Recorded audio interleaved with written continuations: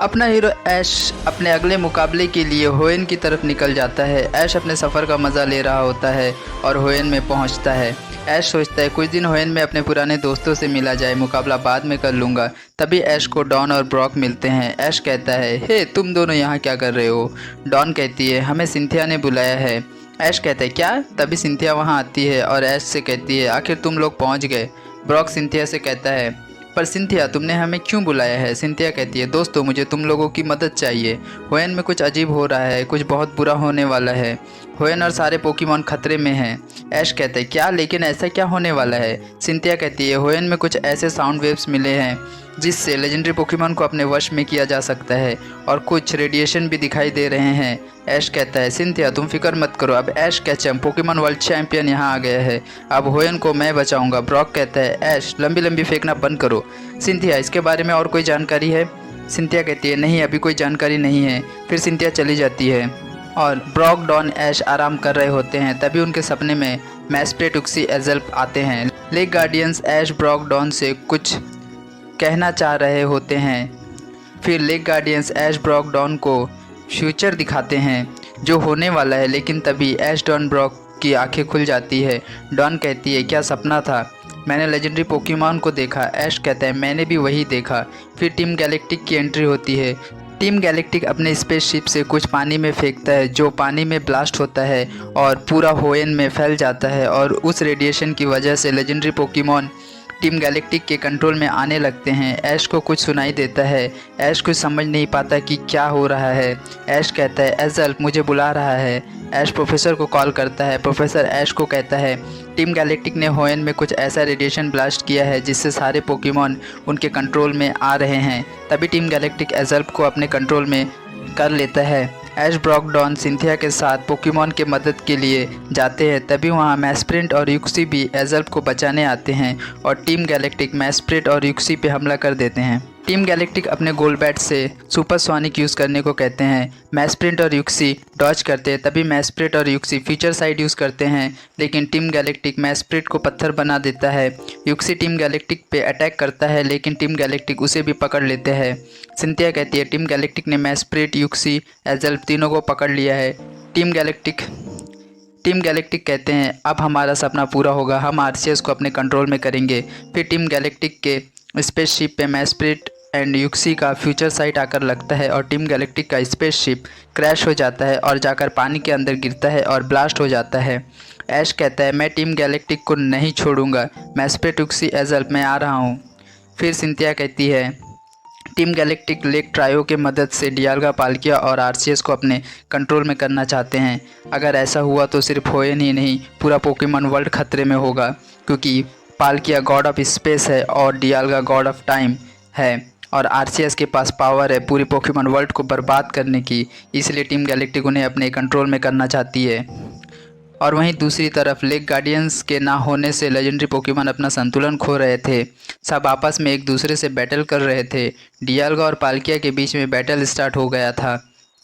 Time और space आपस में टकरा रहे थे और इन दोनों के टकराने से पोकेमॉन वर्ल्ड का संतुलन बिगड़ रहा था, क्योंकि टीम गैलेक्टिक अपना काम शुरू कर चुका था। इसलिए डियाल्गा और पाल्किया अपना कंट्रोल खो रहे थे और टीम गैलेक्टिक अपना कंट्रोल पूरी तरह से डियाल्गा और पाल्किया पे बना देते हैं। तभी एंट्री होती है पिकाचू की। टीम गैलेक्टिक और अपने हीरोज़ के बीच बैटल होता है।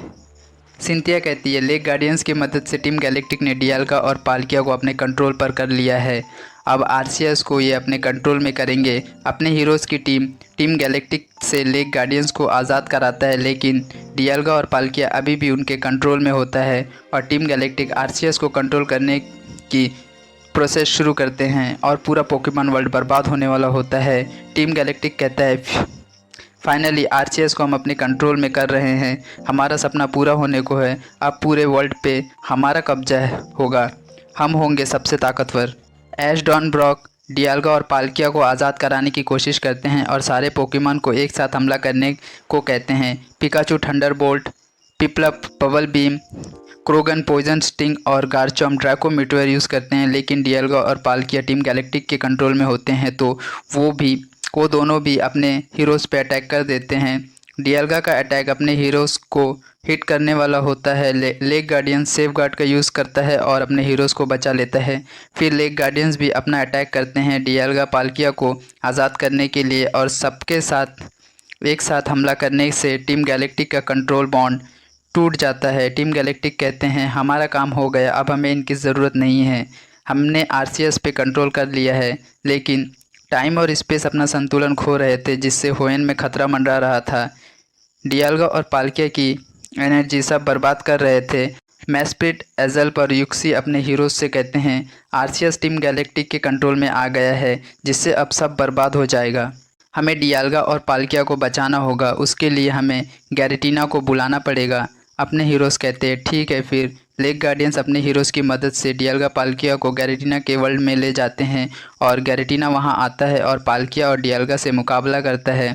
दोनों के बीच मुकाबला होता है, उनके बीच बहुत बड़ा लड़ाई होता है, और फिर भी डियाल्गा पाल्किया कंट्रोल में नहीं आ रहे थे। बैटल तीनों के बीच में चलता रहता है, तीनों एक दूसरे पे पूरी ताकत से अटैक करते हैं। फिर डियाल्गा पाल्किया नॉर्मल हो जाते हैं। अपने हीरोज़ और लेग गार्डियंस बहुत खुश होते हैं, लेकिन खतरा अभी टला नहीं। तभी वहाँ आरसीएस की एंट्री होती है, जो अभी भी टीम गैलेक्टिक के कंट्रोल में होता है। अपने हीरोज़ आरसीएस को देखकर शॉक हो जाते हैं। तभी आरसीएस अपने हीरोज़ पे जजमेंट मूव इस्तेमाल कर देता है, लेकिन डियाल्गा और पाल्किया वहां आकर अपने हीरोज़ को बचा लेते हैं। डियाल्गा और पाल्किया आरसीएस को नॉर्मल करने की कोशिश करता है, आरसीएस से बात करने की कोशिश करता है। आरसीएस कहता है इंसान हमारे दुश्मन है, मैं किसी को नहीं छोड़ूंगा। फिर आरसीएस डियाल्गा पाल्किया पे अटैक कर देता है, जो डियाल्गा पाल्किया को हिट करता है और दोनों ज़मीन पे गिर जाते हैं। फिर पाल्किया ड्रैगन पल्स यूज़ करता है, लेकिन आरसीएस अपने मल्टी टाइप यूज़ करके बच जाता है, और डियाल्गा भी अपना अटैक करता है, लेकिन आरसीएस उससे भी टाइप चेंज करके बच जाता है। फिर आरसीएस एक ज़ोरदार अटैक करता है डियाल्गा पे, जो डियाल्गा को हिट करता है और डियाल्गा ज़मीन पे गिर जाता है। आरसीएस पाल्किया पे भी अटैक करता है और होएन को बर्बाद करने की कोशिश करता है।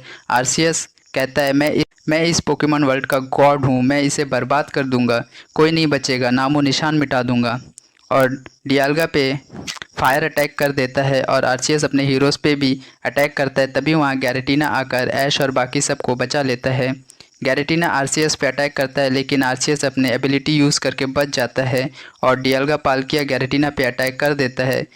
फिर पाल्किया आरसीएस को एक पोर्टल में कैद कर देता है। आरसीएस उसे निकलने की कोशिश करता है पर नहीं निकल पाता, लेकिन आरसीएस थोड़ी देर में आज़ाद हो जाता है और गैरेटिना पे ज़ोरदार अटैक करता है।